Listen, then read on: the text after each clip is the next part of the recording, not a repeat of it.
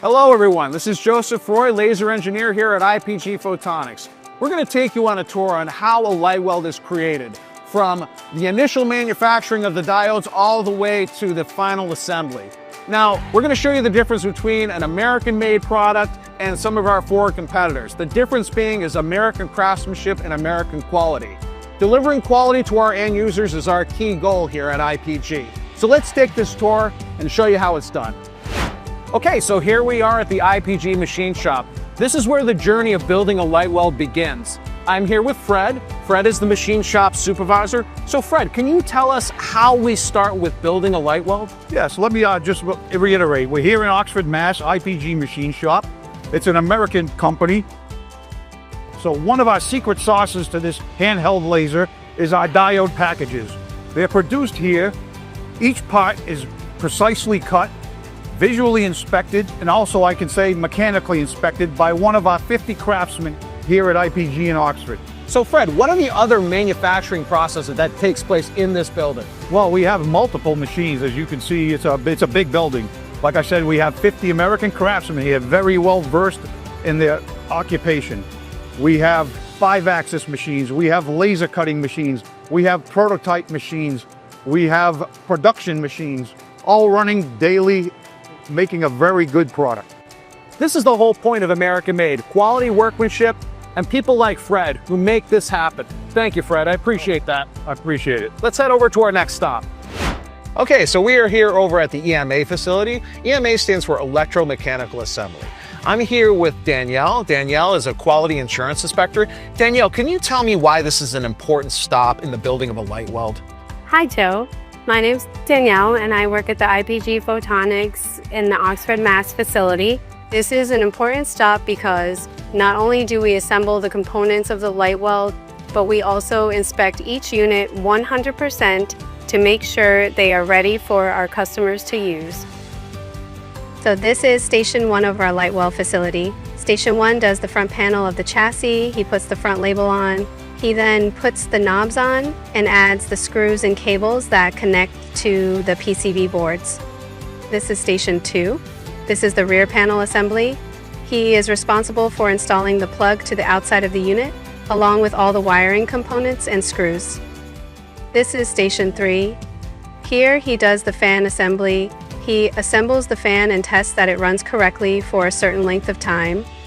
He also attaches the handles and feet that are on the bottom of the unit. This is Station 4. This is the last station before it moves to quality assurance. Here, he attaches the front and rear panels to the light weld frame. Once it comes to me, I do a well-rounded inspection of the whole unit. I make sure nothing is damaged, nothing is missing, and it's working the way that it should. Once my inspection is 100% complete, I sign off that it's good to move on to the next process. Danielle, thank you so much for your expertise in building this product and for the great tour you just gave us. Oh, you're absolutely welcome, Joe. It was a pleasure having you, and I hope you have fun with the rest of your day. Thank you so much. Let's head over to torch assembly.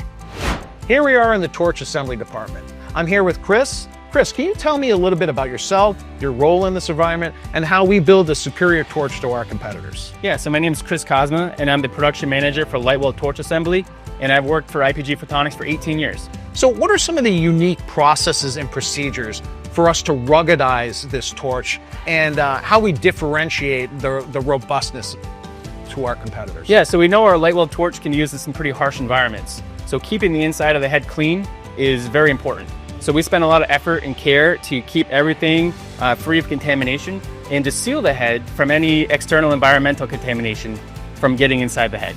Now, I notice ours are made of metal, whereas a lot of our competitors are made of plastic. What's the reason for that? Yeah, so the metal housing actually works as a heat sink to protect the head from any heat that may be building up during the process. A lot of our competitors use plastic, which can melt and actually lead to an inferior product. Now, I noticed you mentioned about sealing the torch so that no contamination can get in.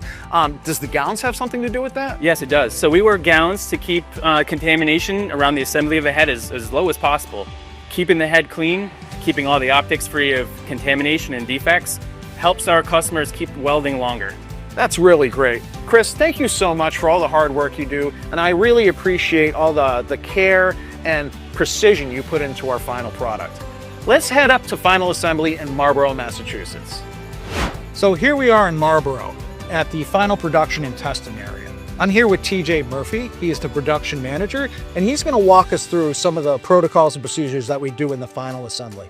So TJ, what are some of the responsibilities that we have when we're finally putting the machine in its last processes? Well, here in our Marlborough facility, we do final assembly, and final assembly includes putting together the modules, and we go through a quality control program where we go through a lot of testing. The first test is a 4-hour burn-in, where we run the machine for 4 hours continuously at full power. So each machine that comes out of there we know is ready to weld. So that's 100% duty cycle. Absolutely. Wow. After that, Joe, it comes out, and after final assembly goes into our test area located here behind us. And in the test area, we're doing all of our final laser checks, making sure that the beam quality looks good coming through so we get good welding results. And also we do some weld testing inside there too. When it comes out here, every single machine goes through a final QC check by our quality control manager. Fantastic. Yeah. And this is what Made in America means. We care about the quality, we care about the end product, and we care about you as the consumer, making sure you get all of these benefits brought to you. Okay, so here we are at the end of the tour. We've been to beam delivery, we've been to the diode factory, we've been to the machine shop, and here we are at final assembly. So the takeaway from this tour is this. I hope you understand that this machine is built by American workers with American quality. If you have any questions about this machine or handheld laser welding in general, please go to lightweld.com. Thanks for watching.